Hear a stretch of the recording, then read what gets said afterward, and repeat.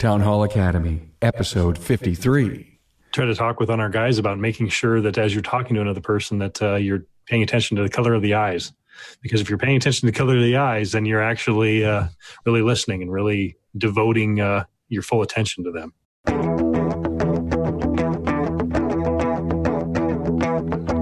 Welcome, automotive aftermarketers, to a Remarkable Results Radio Town Hall Academy.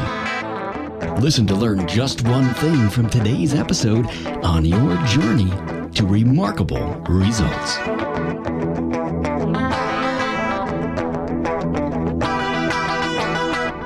Welcome, aftermarket professionals, to the Town Hall Academy, episode 53, Communication. Much is written on workplace communication skills, from listening to clarity and empathy. We'll learn from two shop owners, Jude, Larson, Darrin, Barney, and service manager Donnie Carter, as they share their perspective on service advisor and technician communication skills. Hey, Carm Capriato here, thanking Jasper Engines and Transmissions for their support of the Town Hall Academy. Why purchase a Jasper quality remanufactured product? Well, it's their people. A Jasper associate is dedicated to high-quality customer service. Hear about it all the time. They're committed to excellence, professional, and has pride of ownership as part of a 100% associate-owned company. Hey, remember today's podcast as a sister video, and if you want to see the discussion in action, you can find it at remarkableresults.biz/A053. You'll also find extended bios on my guests and links to their previous episodes. And a great feature of the show notes page is the episode's outlined talking points. No need to take notes. It's like the Cliff Notes. They're already done for you. There's also some special mentions in this episode, and the links are on the show notes page. Now listen to Improving Communications Between the Service Advisor and Technician with Jude Larson from Valley Repair in Tenino, Washington. He's also with JML Real Solutions. Also Darrin Barney, owner of Barney Brothers Off-Road in Grand Junction, Colorado. And Donnie Carter, service manager at Little Wolf Automotive in Waupaca, Wisconsin. As with all Town Hall Academies, your learning curve never sounded so good.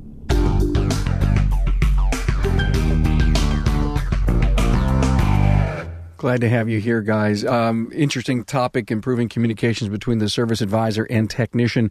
Jude, I want to ask you, I've heard you say before, shifting and thinking from playing with a hot potato with repair orders. Why should we work hard to produce a masterpiece RO? Typically what I see happening in a shop, and I've done this myself when I was a service advisor, it's sort of the mentality of, I need to get rid of this. It's not my problem anymore. And so the advisor gets, this problem in front of them, and they're just like, oh man, how fast can I get rid of this thing? And so they do the minimum effort that they think they can get away with, and then they just toss it to the next person who's responsible for it. And then the same thing reciprocates back and forth, and it's everybody doing the minimum, and it just continues to kind of degrade to a point where the product is very, very inferior. And what I actually learned this years ago when I was doing mortgage brokering. I met an individual who he would turn in, most people would turn in a loan file that was just a pile of garbage. I mean, it was just papers, and they were basically hoping to, I think, confuse the underwriter into approving the loan. Like, they just so overwhelmed them with the huge pile they had to go through. They're just like, I don't know, just push it through, whatever. But what he would do is he would write this like masterpiece novel how-to. I mean, it was just beautiful. Every single item in there was perfect. He would leave instructions for anything that had a question about it. And so the underwriters got to know his files so well that when they saw one come across the desk, they would go, oh, look, it's one of Neil's files. Oh, this is making my day. And they'd put it down. They were super excited. They'd go through it. It was just beautiful. No question. I mean, it would fly right through. And when I saw him doing that, and I saw the results he was getting from that, a light bulb went on. And I went, oh my gosh, that is where it's at. That's where you need to be. And then fast forward, moving into the automotive, or back into, at that point, the automotive industry, I see the same thing. That typically like I said, things are just thrown to, it's your problem now, not mine. And then you solve it, and they do the minimum versus, if you walk out or push the button to send the repair order to your technician, and they are used to getting an absolute masterpiece from you. There's no questions. They don't have to come in and ask what's going on with it. What does this mean? I don't understand. My favorite, or well, not my favorite, the opposite of my favorite is when they get an RO and it will just say like advise. Like, what do you do with that? It's like, and then you got on there, you're going to charge your customer, $150 or $300 or whatever it is to advise. I mean, what, there's no information. So they're just running down. And then if they don't bother coming back and asking questions, they're running down a rabbit trail after something. And they may, hey, I diagnosed it. Well, what'd you diagnose? This thing. Well, they were curious about that thing actually. So, it just causes all sorts of mayhem. I love it. A masterpiece. Don, you agree with that? It's up to us to bring that masterpiece to our technicians presentably so they can do their best to work with us. It starts when you from the technician standpoint. In my opinion, I've never was a technician, but I've probably worked with about 75 in my career. And the one thing you always know from a technician is right away when we start our morning, we have to have as big and as perfect of a game plan that we as advisors or managers can put out there for them. It's never going to be perfect. We all know that in the course of a day. But I believe that these technicians, if they have a certain path to follow on every single day, that the results will be much more favorable than if they're throwing a dart at the dartboard. Darrin, he just said something very interesting about start in the morning. Is there a important part of your day that engages your whole team as a good start in the morning? There is, and something that we do every morning at the shop, and it's great. We have everybody at a morning meeting, and it's a short little meeting, but we just basically go over the day. And so we talk about each one of the technicians and what their individual jobs are, any concerns that may need to be addressed with the vehicles. And then we go over any other things that need to be brought up. Works really well, though, because it kind of creates a feeling of camaraderie and helps everybody to kind of be on the same page, so that when a guy drops off his vehicle and that last time he was in, he wasn't taken good care of, it helps out that the guys on the counter can then give him a little extra love and support. Or we know that this person has to be done by 2 p.m. If everybody's on the same page, when that customer calls and says, hey, what's the status of my vehicle? Everybody knows, oh, yeah, you're the one that needed to have that back by 2 or whatever it may be. So, I think that's one of the big secrets to creating a successful shop is having everybody together in a meeting together. Even your UPS or your will call person, whatever it is, everybody is all on the same page, because that UPS or shuttle guy then is aware that this guy once again had a bad experience last time, so he gives him a little extra love. It just kind of helps to get everybody to tailor that good customer experience. Donnie, to motivate techs to produce billable hours, do you have to have that masterpiece and novel? I'd like the guys to see the product, to see the game plan. And one thing is we try to present a competitive element to this. Me personally, I'm very competitive. And I hope that my technicians are competitive as well to a certain extent, where they can see the top of the mountain. They can see where we want to go. And it's not just gross profit. It's not just looking at all these numbers, but it's at the end of the day, the end of the week, end of the billing cycle and payroll cycle that I did this. And I think it's important to our technicians of today, because it is, let's face it, all across the country, there's a shortage. And I think if we can put this back where there's accountability from their side, and accountability is a big word. For the standpoint, some technicians, don't worry about it. The guy at the front, he'll take care of it for me. No, we're all in this together. I think we all got to know our game plans, and I think the accountability aspect of it puts them in a spot where these guys are trying to succeed even more every day. They see the numbers, the big jobs. They see the little jobs. They know it's on them to get this work done, but they know they have help behind them to achieve those goals. Guys, when I looked at this subject and then I looked at your talking points, I couldn't help but distill it all down to, is digital an important facet of improved communications? I think it's going to continue to become more and more so. It takes a process that used to take X amount of time, and it shrinks it considerably. But Jude, it shrinks it.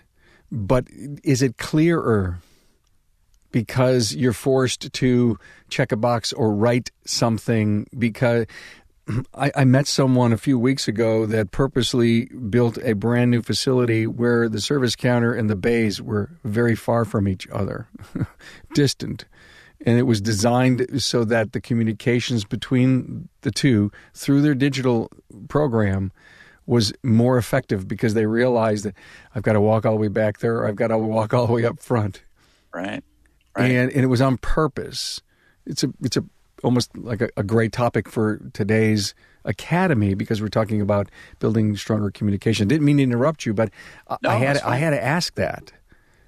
Yeah, I mean, it's a great point, because, with a clipboard and paper, you can't force them to fill in that box. You can't force them to go to the computer and type it in. But with that type of a process, there are some of them where they quite literally cannot move to the next step until they've completed the task in front of them. And so it can make it more thorough. It can do, all sorts of good things. So I'm a big proponent of it. I like it. I agree with it. Like Jude said, for me, it's a tough sell from the standpoint I still play Atari. So, for the computer age is different. When I started, we didn't have computers. So it's a transition. And I think it goes back to accountability as well. These techs know that, I won't fill this box out this time. Once they get, certain called the task a few times, they pick up on it. And I have some gentlemen here today that they now look forward to filling out the proper way on their sheets on the computer, and it holds them accountable, but it also helps them in their process. Darrin, digital is a helper in the communications process? That's wonderful. It really is. Bolt-on, actually, which is the one that we use, allows us to go and track each one of the individual inspections and how thorough the technician was on those inspections. So every day I can go and click on a report that tells me how in-depth they did. And if they actually took the time and took pictures, which is what they're supposed to do when they find a part that's bad, if they've taken that picture and if they actually completed the full inspection. It also tracks the amount of time the technician takes. So it's nice to know that, hey, how did you do a good inspection on this 71 Jeep in 5 minutes? There's no way. So it's nice because we can track those things and then, encourage them to improve in certain areas and not spend so much on others. So there's the accountability that Donnie was talking about. Now, Donnie, if you get a new tech who he started last week, could you give us an example of what you would do in an orientation process that would start that communications, Well, I think anybody that's new at anything has to get comfortable with the surroundings, not just in the digital aspect of it, other technicians they work for, where to acquire shop materials. To take someone new, most of the time in this day and age, most the techs we look at, what are they going to do their first week, their first month, and you kind of start them off slow. But I would think that if I were getting a new tech, the expectations as far as the product are the same, but as far as numbers and that type of thing, as far as productivity and that, I give them a pass for a certain amount of time, because I want these people to feel comfortable around not only myself, but the gentleman they're working with out there, and as well as what they're working on. I think that's just as important. And how you do things in a shop is the same way a professional sports team or any sports team works, for that matter. They have a certain way of doing things. Once you get acclimated to that, the comfort level for the technician is tremendous. And I think that makes a better shop when these guys come in every day with a smile on their face, ready to go to work, comfortable what's going to happen in transitions from job to job. And I tell you, when these guys are happy and they come up to you at the end of the day or end of the week and say, I love working with you, there's nothing better than that. It's what you strive for in this business. Fortunately enough, I've had several great techs in my career, and it makes you drive on for them as much as anything else. Can you outserve each other, Jude? No, you actually can't, but you can sure try. It's just a shift in mindset. Rather than doing the hot potato thing, we're doing the minimum you can get away with. I used to hear the phrase years ago, people will work just hard enough to not get fired, and bosses will pay you just enough for you to not quit. And it's just doing the minimum standards on each end. And if you flip that around, actually the first place I heard this concept was in a marriage class. And they said, why don't you think about it from this perspective? What if you both are just trying to outserve the other? Like you're just giving and giving. I mean, it works really well if you're both doing it. Not so well if just one of you is doing it. But the idea is you're there to serve the tech, to help them, to make their job as easy and free-flowing and as many hours as they can bill. I mean, it's a hard job. It's hard work. All of it is. But if you focus on helping each other through it and serving each other through it, you're going to get a way better result. I heard a great lesson on marriage. I'd like to piggyback on what you just said. It was the 60-40 rule. And so, Mr. Husband, I want you to be a giver of 60% of your time, your attitude, your mind share to your wife. And wife, I want you to give 60% of your time, your mind share, your attitude to your husband. And if you both work that program, you'll meet in the middle at 50-50. Yeah, that's clever. Thanks for bringing that up. Hey, Darrin, how important is listening in the communications process? Oh, it's a huge thing. It really is. It's a big thing. It's something that we try to talk with on our guys about, making sure that as you're talking to another person that you're paying attention to the color of the eyes. Because if you're paying attention to the color of the eyes, then you're actually really listening and really devoting your full attention to them.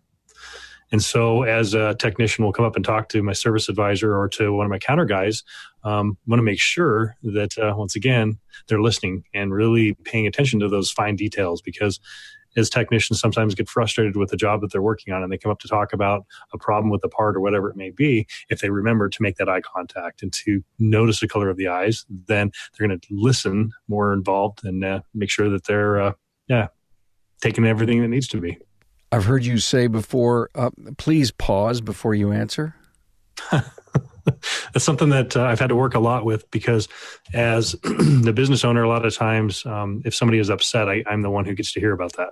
And so a lot of times what I've done in the past, I would get upset and I would just go straight out to the tech and talk to him and find out what happened and kind of drill him a little bit. And I have learned now that I have to ask all of those involved, and starting with counter guys or service manager, depending on who it was, and then speak with the technician. So I've kind of got a little bit of a backstory, if you will, because you find out from a customer that's really riled up and upset about something, and then you go and talk to everybody involved, and it's come to find out the person was just having a really bad day and blew things out of proportion compared to what the customer portrayed it as. And that doesn't always happen, but it has happened a few times where I go out and attack the guy first, and then he's like, well, wait a minute here. I'm just doing what I was told to do. And then all of a sudden it creates all this animosity and people being frustrated and mad, where kind of take your time and do things the right way. Then your energy, your anger is not way up here, and you come down a little bit, and it just seems to work better. Yeah, the great pause. Thank you for bringing that up. I think it's a critical piece in the communications process. And sometimes you got to be judge and jury, right? It's correct, you do. And that's the other thing that I think is important too, and we also work with the guys on this as well, is that after a customer is done talking, or a technician or whatever, you give that 3 to 5 seconds of pause.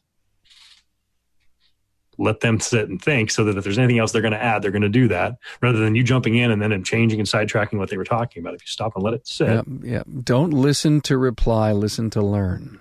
That's right.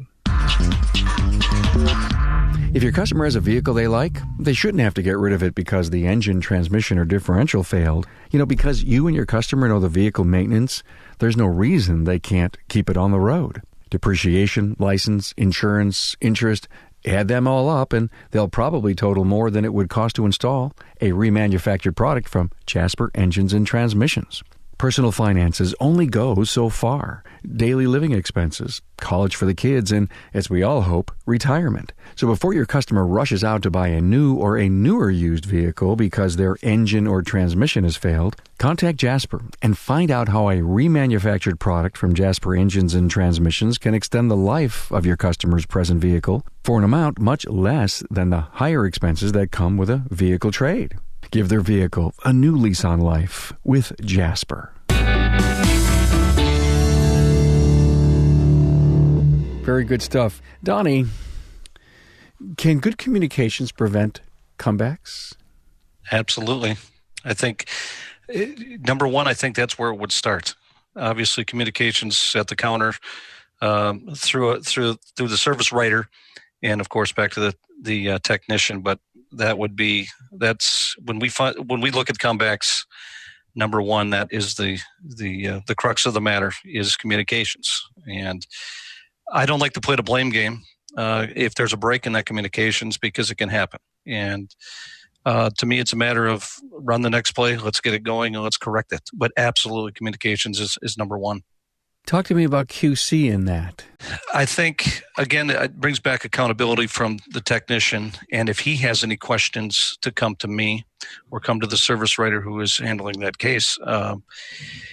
And I always leave an open door for communications with my customer, because at the end of the day, we're working on it, trying to get the same goal, to achieve the same goal, and that is complete a repair with everybody on board, making all the parties happy. And that may require some more information from a customer, which I have had no problem in the past.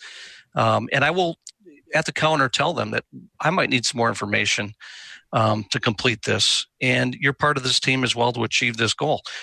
But the quality control at the end, when these technicians are finished with a certain project, it's up to them on the repair side. It's up to me on the delivery side.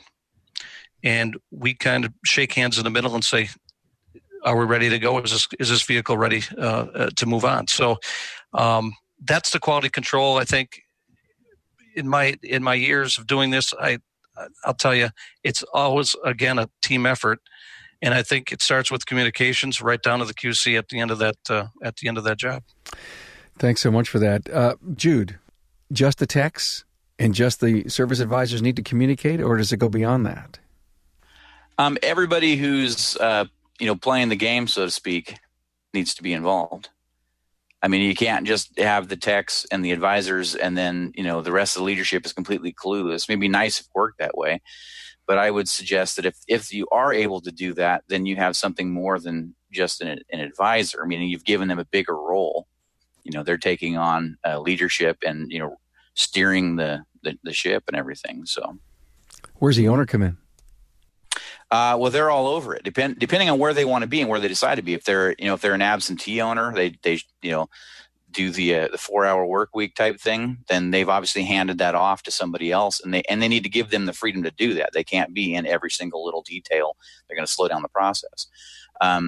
But depending on where the owner fits, like when we're done here, I'm going to run the front counter at the shop for the rest of the day. So in that case, I'm in the middle of all of this. I've got to live this and breathe it and do it. So it really depends on, where the owner is. If they're still in the building phase, obviously they haven't built the company to its level and it's maintaining and all that, and they have a leader put in place, then they have to be very intricately involved in it. Jude, are you covering for the service advisor, or is it something you said, hey, it's my day of the week to get in there and stay in the thick of it? Yes and no. I am covering for him, but I'm actually moving more into that role for a season, just because I want to rein the ship to a certain place. And so I'm stepping in and taking over for a while. Excellent. Darrin, talk to me about blame. I know you had mentioned that it's really critical that you're careful in that area. Yeah, it's something that as the owner or as a manager, I really think that when you have a problem that's presented to you, that you look at all of the sides. Just like I said earlier, I think it's very important that blame is not just thrown on the shoulders of the person who did the problem, because the person that did the problem, if other procedures were in place correctly, let's just say that there's dirty prints on a door handle. Okay. If the technician did not wipe that down after he was done, sure, he's at fault, but it's also the fault of the person that second checked that job, or the person that walked out there with the customer to give them their vehicle keys. So therefore, it's not necessarily just that technician's problem. It's everybody's problem for not catching it in all the following steps. Yes, if I knew about those fingerprints and I didn't tell the technician about that, and say, hey, you forgot to wipe down this door handle here, then that's my fault. And I'm the one who messed up. But I think that as an owner, we're the ones who really have to kind of take that majority of the responsibility upon ourselves to make sure that those procedures are in place to fix those problems so that they're stopped before the customer, recognizes or realizes what the problem was. So I think blame is something ownership. Yeah, it's exactly it. It is extreme ownership. It's a great book. Really good book. When we release the episode and you look at the show notes page for this episode, you'll see the additional podcasts that both Darrin and Jude have been on. And Donnie, thanks for joining us for your first time. Thank you for having me. Great to have a first timer. Jude, you talked about the 5 behaviors to me. Can you help us with that? That's actually an interesting discovery, or I guess thing that I've been working on building. How that actually came to be was I had a friend, shop owner, who came to me with this exact thing. He said, we're doing really well. We're having a lot of success. Numbers are good. He goes, but you know what the one thing is that we're really, really fighting? How do I get my techs and my advisors to work with each other, to talk with each other? And, I have done some training with that in the past, and they had done some training with that in the past, and there was different things. But I kind of set out to search, to create, to find something that was viable and usable to help with that, to something newer, something with new information. So anyway, so there's a program, Patrick Lencioni, I think his name is pronounced, wrote a book called The 5 Dysfunctions of a Team. Yeah, The 5 Dysfunctions of a Team. And they build on each other, as you kind of go up this pyramid shape of, I thought I had one laying around here, but maybe I don't. Anyway, so you build on these as the team improves in the different areas, and you can get a scoring of where your team is at in these 5 areas, and then be able to specifically work on each of those areas. So it's really a great program. It's cool. What areas? Well, let me just bring out a book here for you guys. Whoops, that's the wrong one.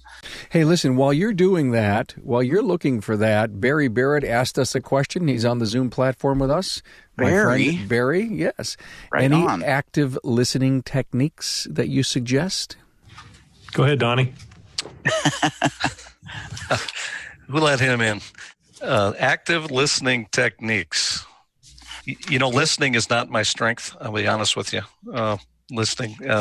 I'm a talker and give direction. Does that make you a really good service manager then? I sure hope so. And I sure try. I think listening, the actual count of, like I said, count to 3 to 5 seconds or a couple minutes and concentrating. I'd like the eye test where you look at the color of someone's eyes just to listen to someone's voice. If you ask my wife, I'm probably not a very good listener at all, but I still know the color of her eyes. But and after she tells you this over and over, Donnie, and she starts testing you, what did I say? Yeah, honey, yeah, okay, sure. And you're answering things you have no idea what you're answering, right? That's after 30 years, that's kind of how it works. To add something to this, though, that I think is really critical is that if you try to remember that whoever you're talking to is the most important person in the world right now, in your world right now, it really helps you to focus in, and they can feel that. Absolutely. I agree with that 100%. So if we just do that alone, that right there is that's a great technique. Great technique. You are the most important. Look them in the eye. Find out the color of their eye. It's a great question, Barry, and I think we got a couple of great answers. Now, Jude, back to the 5 behaviors. Sure. I have a quick answer to that, though. The best thing that I've used for active listening is having the participants repeat back what was said to them in their own words. So they have to actually take the information in, process it, and then move it back out in their own words. And then the person who they're saying it to says, yes, you got it, or no, that's not it. And you keep that process going until you get a yes, that's it. And it's funny because if you're trying to de-escalate something, for example, and using active listening to do that, as you go back and forth, I'd be surprised if you made it twice back and forth without that thing being resolved.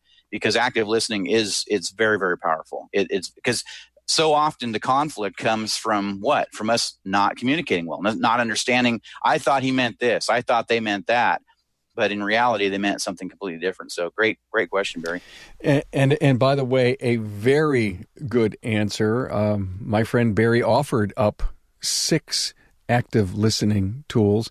Now, Barry, my friend Barry needs to come on and do this with us. Here they are: effective pauses, minimal encouragement. Minimal encouragers, mirroring, which is really cool. Paraphrasing, which you just brought up, Jude. Summarizing and labeling. And I'm sure there's some really good, deep stuff behind that, Barry. Now that Barry brought that up, we may just have to do something with that. So back to the 5 behaviors, Jude.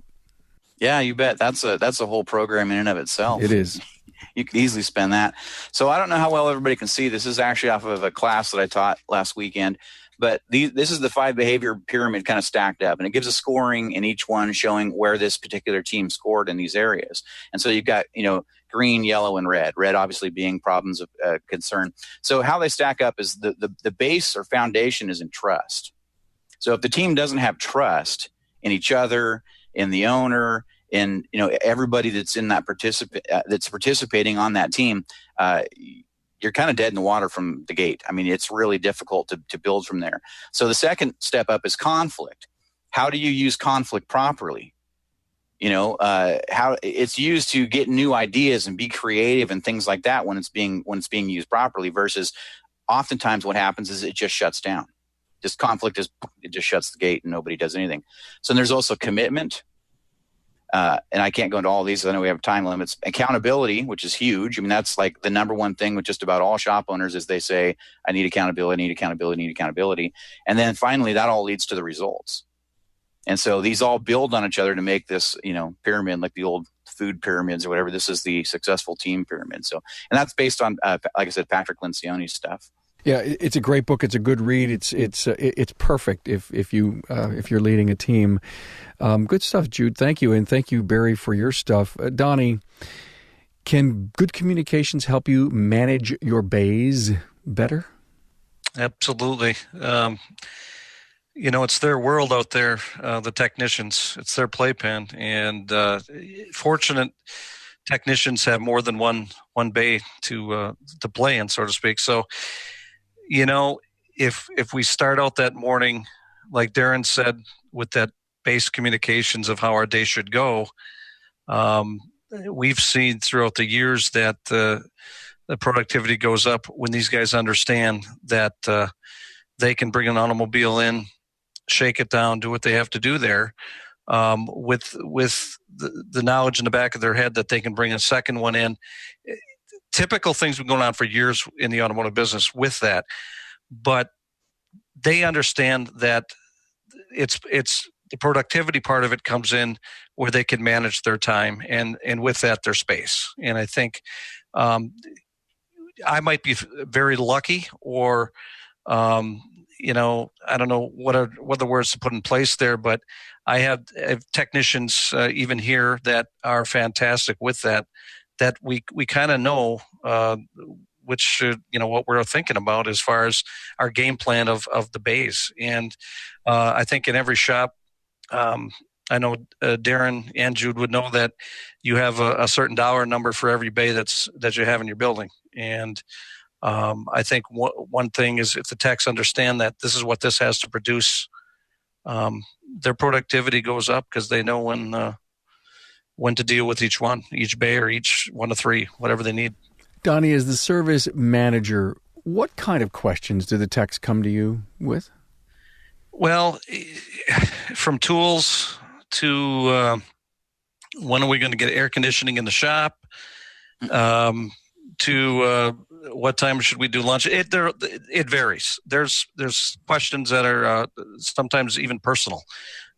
Which is a good relationship, in my opinion. I think if you can share outside the lines of your business, I think it creates a family atmosphere. And I think the technicians have to have, we talk about the 5 levels and the trust level. Boy, that gets the ball rolling. That's key. If you have the trust level of a brother, of a sister, dad, whatever. I think we all understand that's a concept, not necessarily a role model, but a concept that when you come to work in the morning, everybody feels more comfortable. And the questions they ask you, that varies. Most of the time, it's based on, they're not. I tell these guys, I don't need to hear questions about how to fix it. I want to know how you are going to repair this, and I'll handle it from there. Those are the questions I need, and to understand and accept our roles in that is basically what our conversations exist every day in that regard. Do you have an open door policy with your team? Absolutely. Nothing else but. I think everybody's got to be on the same page with that. It's like I said before earlier in the show, it's goal orientated.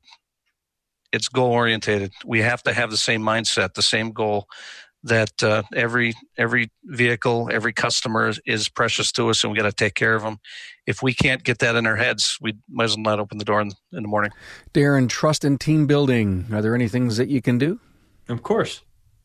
Basically, I think once again, we're getting back to respecting others and really listening to and valuing their input. We have to cultivate a environment of openness and listening. And that's something that I wanted to go back to, that what Donnie just said a minute ago, that you have to have your minimum levels of acceptable performance for, each position in your company, and they have to know what is expected of them, but we also have to respect them as people and individuals as well. And so I think it's important that as we strive as business owners, as managers, to try to get each one of these areas to really produce where we want them to, we also have to pay attention to the personal needs and morale of the company. Because if we're always focused on the numbers, and it's like, why aren't you producing your 40 hours a week or whatever it is that may be, and yet you got the superstar that's going through a divorce or some other hard times in his life, and that those numbers are going down, and if you're just looking at the numbers, you may lose this strong, awesome guy that is a good member of your team, but right now he just needs a little bit of watering and a little bit of nurturing and taking care of, and a little bit of, hey, do you need to take some more time to do what you need to do? And then you take care of that, and then he's back to being your 50-hour a week guy. I mean, it just depends on, it's a juggling act. It really is, of trying to make sure that we're maximizing those positions and yet still taking care of them as people as well. Because I think, I've heard it numerous times from people that, relationships are what makes us who we are. And those relationships are what's going to carry us through the hard times or through the good times. And relationships are critical. That's why we're here upon the earth, is to establish those friendships and bonds with others. And so the numbers are important, but friendships are important too.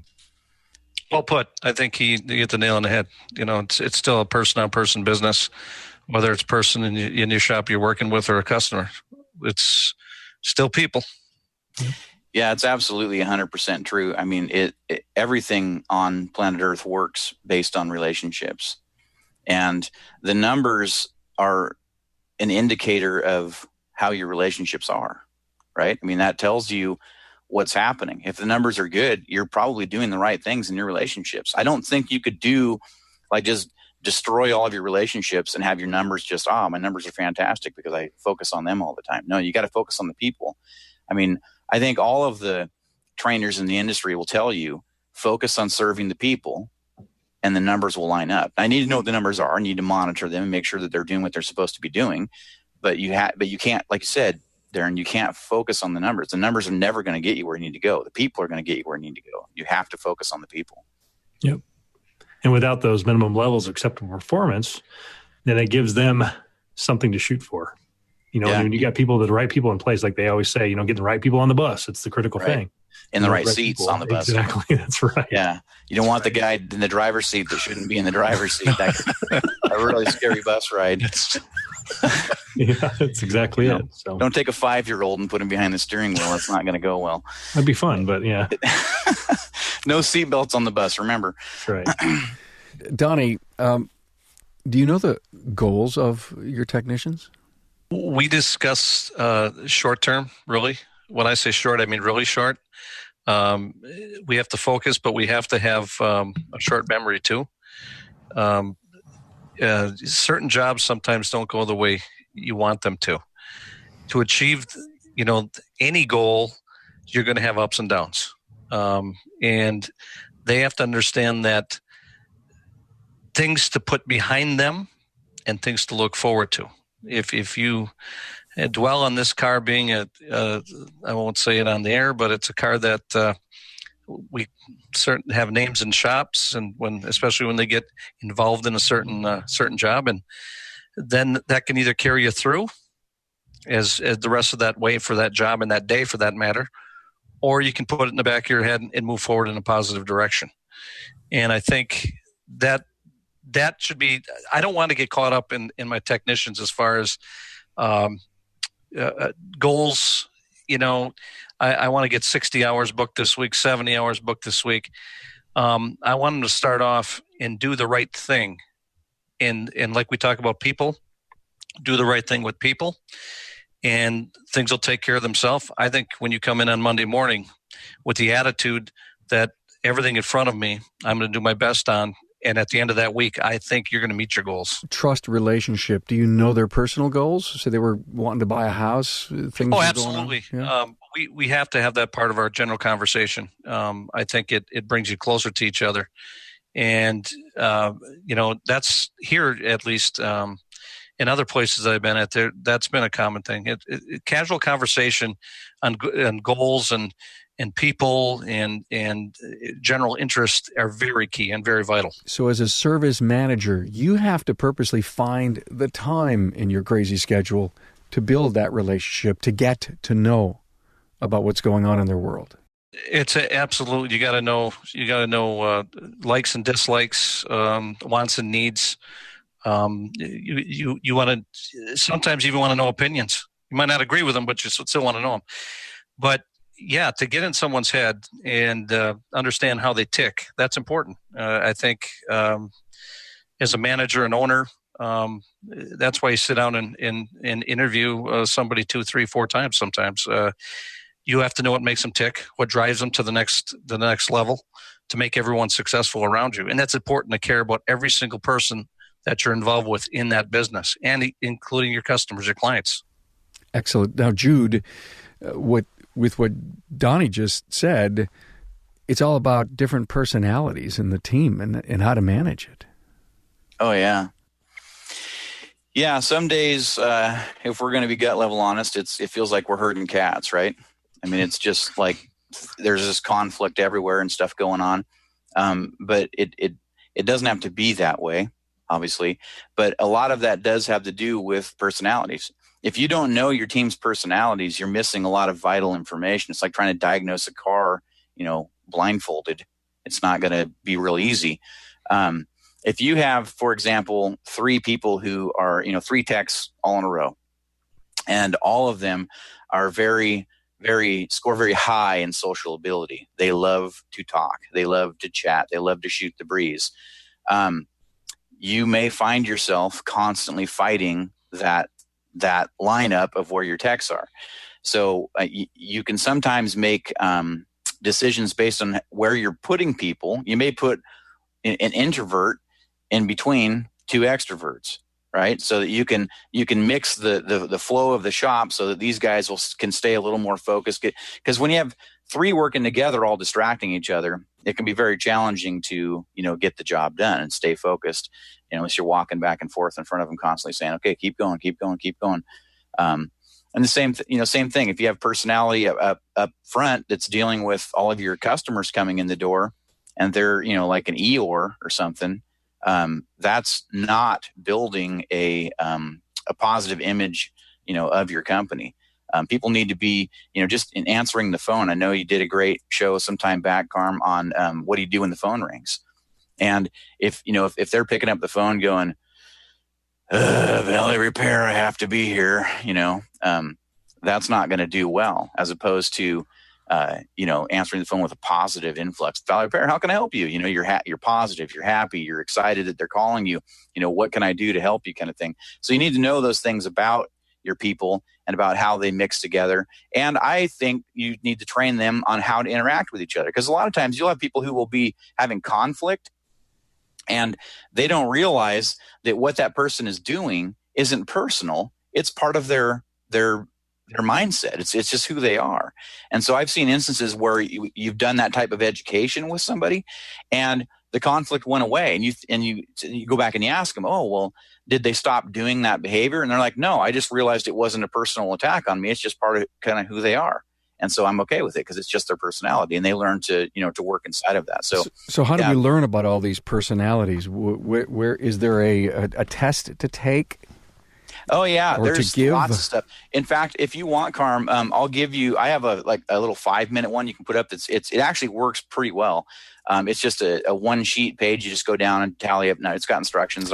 You can post it on the page. I would love that. Thank you so much. And I guess I asked the leading question only because we did a Town Hall Academy a while back, Town Hall Academy 41 on behaviorals. It was all about the DISC test, and it was very interesting, exciting, and it shows you the dynamics of all the different type of communication styles and how well they can and will and won't work together.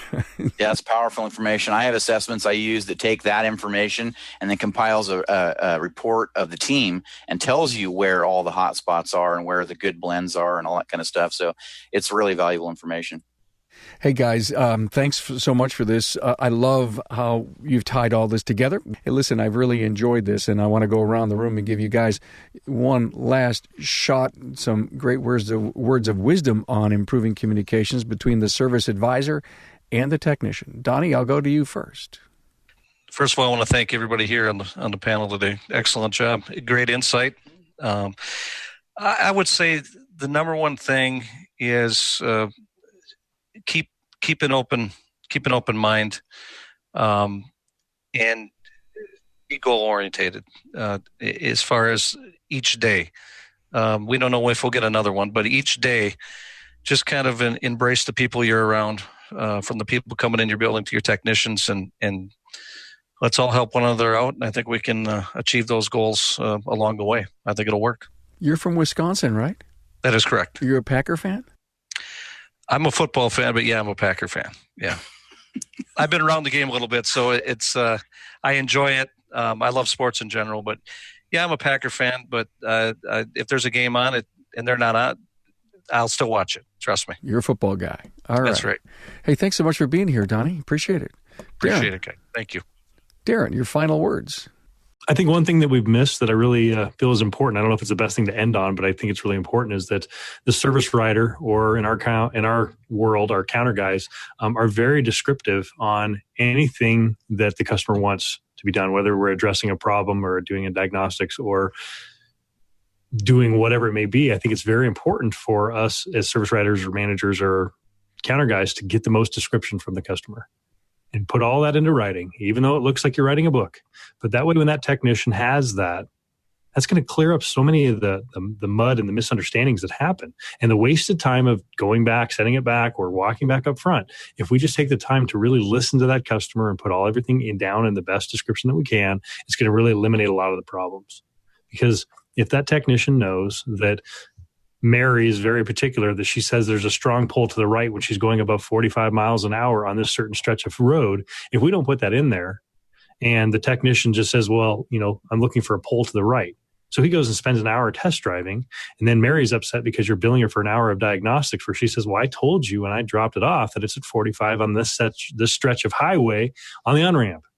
And so it's so critical that us as owners, service writers, managers, whatever, that as we are overseeing or doing this, that we get that most description that we can, because it's going to help those technicians out. It'll help to make them happy. I love it. I think in concepts, and as you were telling me that, Darrin, all I could think of was, how could I teach my service writer to do that? It would be write the novel. Yeah, that's exactly it. It would be like, write the novel. Because you're walking by and you're hearing the customer go, go, go. Write the novel. You are correct. And it's something we are always working on here, is I'm always going up and I'll spot pull invoices to look at those descriptions. And I'm always, I don't hate to say writing, but I'm always reminding, it's like, hey, we got to get more description here. Yeah, you didn't get it. I heard it, but you didn't get it. You didn't write it. Remember, write the novel. Analyze and advise, noise and right front. It's like, what does that mean? We got to do a little bit more than that. So dig deeper. I did an interview all about sounds. The shop owner actually has a web page of sounds. And a toaster sound, something like that. And so he would tell the customer, he says, "Listen, let's work on this." And so he encourages people to go to his site and tell what is the problem with your car sound like. But see, that's awesome. That's genius. Think about being that technician. You know what I should do? I should actually put that in the show notes episode and research it. It was just a fabulous episode. In fact, I gave the idea to one of the magazines to do a story on too. So, and by the way, our 300th episode, everyone, next Friday. And Jude, before I give you your last word, the 300th episode is like no episode you're ever going to hear before. There were 7 podcast alumni that interviewed me. Awesome. Give you the last word, Jude. Yeah, it's different. It's last word, man. That's awesome. Yeah, Darrin, you couldn't have said it better. It's a perfect segue into what I was going to use as my last thing, because that's what I was talking about when I said turning in a masterpiece. It's you have to write the novel, like you're saying. One of the things that I did when I was an advisor to learn this was we played something called the silent game. And the owner was brilliant enough to bring out a stack of $100 bills and said, everyone can win. Everyone who does this today gets a crisp $100 bill at the end of the day. And all you have to do, it's so simple, it's so easy, is you have to use no verbal communication with each other for the whole day. Do the same job you do. You can't jeopardize a job. You can't have something late or delayed or put off or whatever, but no verbal communication. And so today, probably the equivalent would be with digital inspection is, no messaging each other. It's all in the RO. All the communication is in the RO, back and forth between the tech and the advisor. And let me tell you, when you do that, you learn very fast where the holes are, where the problems are, where the hot spots are. But it's one of those things that if you are brave enough to try it, it will rapidly change the way you do your communications and writing that novel, writing that whole story and the masterpiece in there, because it's got to be there or you're never going to get past, anything. The silent game. I love it. Thank you. This was excellent. I think you tied a lot of great loose ends, the 360-degree communications package here, and between the service writer and the technician. Thank you so much to Jude Larson, shop owner at Valley Repair and business coach consultant from JML Real Solutions, and Darrin Barney, owner of Barney Brothers Off-Road in Grand Junction, Colorado, and new to the podcast, Donnie Carter, service manager at Little Wolf Automotive in Waupaca, I think I said that right, Wisconsin. Guys, have a great weekend. Thank you for getting all ships to rise in our industry. Appreciate your input. Thanks, Thank you, Carm. Thanks, Carm. Thanks for being on board to listen and learn from the premier automotive aftermarket podcast. Until next time,